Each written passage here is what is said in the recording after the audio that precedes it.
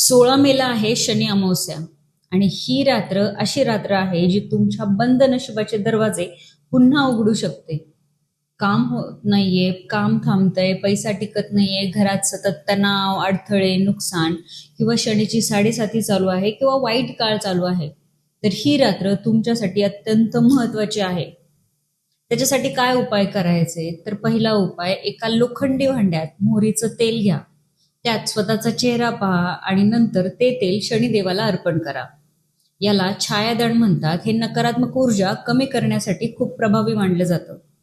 दुसरा उपाय आहे, गरजू लोकांना काळे तीळ, काळी चप्पल, काळे कपडे, काळी छत्री दान करा, कारण शनिदेवाला दान आणि सेवा अत्यंत प्रिय आहे. तिसरा उपाय आहे, ओम शनेश्वराय नमः या मंत्राचा 108 वेळा जाप करा. हा मंत्र मनातील भीती आणि अडथळे कमी करण्यास मदत करतो. आणि चौथा सर्वात शक्तिशाली उपाय म्हणजे पिंपळाच्या झाडाखाली मोहरीच्या तेलाचा चौमुखी दिवा लावा. असं मानलं जातं की यामुळे जीवनात अंधार आणि अडथळे दूर होतात. लक्षात ठेवा, शनिदेव शिक्षा देण्यासाठी नाही तर तुमच्या कर्माची जाणीव करून देण्यासाठी येत असतात.